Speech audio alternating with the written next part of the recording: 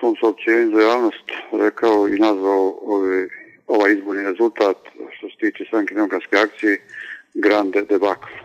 Najavljivali su, naše rukovodstvo je najavljivalo jednu grandioznu pobjedu obzirom na grande koaliciju sa SBB-om, međutim pokazalo se da i SDA je SBB povukao dole, a i obrnuto. Prema tome, očigledno je da je narod prepoznao zapravo da se pravila koalicija radi očuvanja pozicija, radi očuvanja određenih privilegija, a da je zapravo jedan novi moment u političkom biću Bosne i Hercegovine, to su nezavisni kandidati koji su sami po sebi pokazali da su česti ljudi, da su osvojili značajan broj pozicija, evo i u kantonu iz kojeg ja dolazim. Prema tome, ne bi se uopšte ovo moglo nazvati pobjedom, nego jednim velikim porazom i Stranke demokratske akcije, pa i SDB-a, ako ćemo pravo.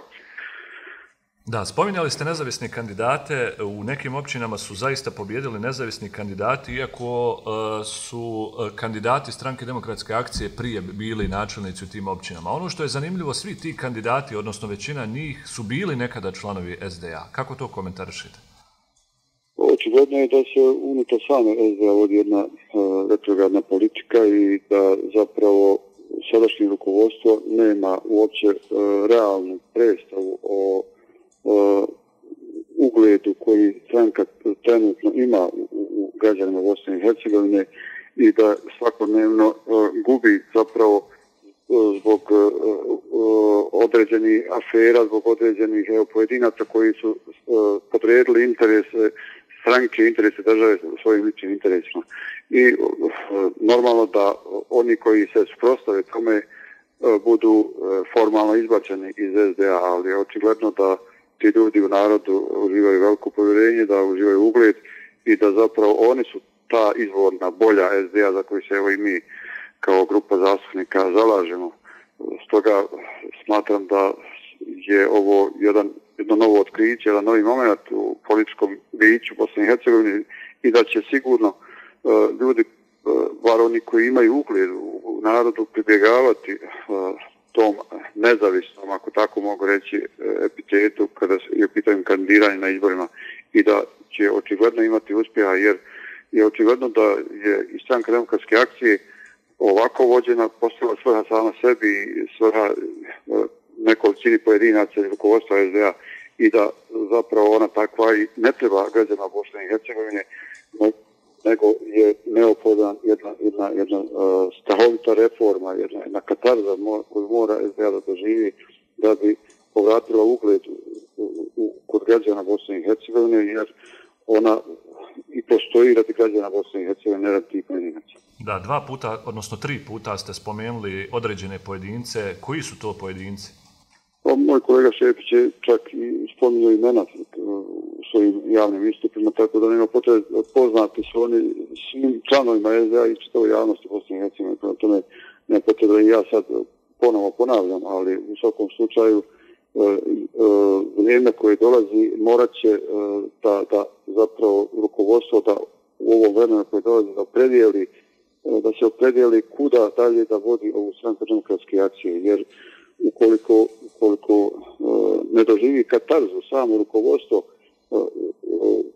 bojim se da će doći do tih, da tako kažem, tsunamija iznutra od strane članstva SDA koje je često i pošteno i koje ne može više da trpi to samo od slučaja do slučaja.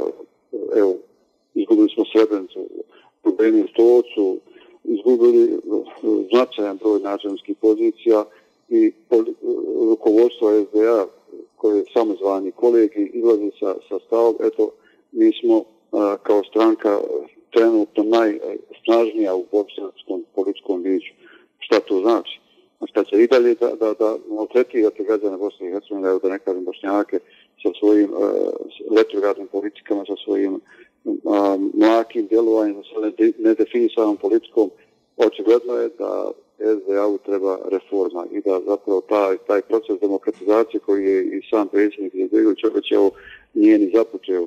Dok se to ne desi, SDA i ugled u narodu SDA će strašno padati. Kako vi interpretirate izjavu vašeg predsjednika, gospodina Bakira Izetbegovića, u izbornoj noći, a koja se tiče općine Centar, da je ta općina bitnija od 10 drugih općina u BiH?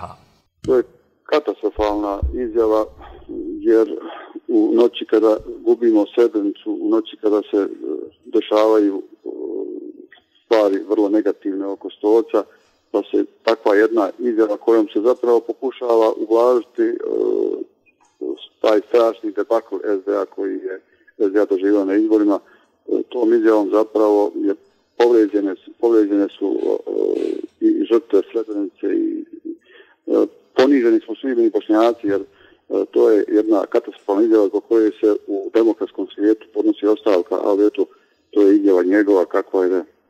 Da, malo prije sam razgovarao sa gospodinom Gencem, njega sam isto pitao ovo pitanje, a pitaću i vas za kraj. Da li postoje još uvijek određene struje i podjele unutar stranke Demokratske akcije, evo o kojima gospodin Genjac nekako nije želio da priča, ali evo činjenica je da imamo određeni broj ljudi koji se ne slaže sa politikom vrha stranke Demokratske akcije? Naravno, to je opće poznata stvar. Evo, mi nas nekolicina zastupnika u parlamentarnoj skupštini Bosne i Hercegovine, svaki dan se sad širi broj taj, djelujemo kao legalna i legitimna frakcija unutar SDA. Zapravo mi pokušavamo da vratimo SDA na onaj kolosijek po koje je i osnovana. Zapravo štitimo interese države, interese prvenstveno bosanskog naroda i da zapravo gradimo jedno slobodno i demokratsko društvo. Očigledno je da SDA rukovodstvo koje s druge strane ne vidi te stvari i da pokušava eliminacijom zavih snaga da zapravo napravi jedinstvo unutar stranke. Jedinstvo da, ali na ispravnom i pravom putu. Jedinstvo na lošem putu i na lošoj politici za takvo što nemaju niti mene, niti moje kolege sagovornike. Prema tome, frakcija legitimna i legalna postoji, znači unutar SDA koja će se braniti, koja će zapravo braniti interese naroda i države, ali i graditi, odnosno demokratizirati SDA. I mi ćemo to uraditi svim silama i snagama da zapravo SDA bude demokratska stranka onako kako smo je i gradili.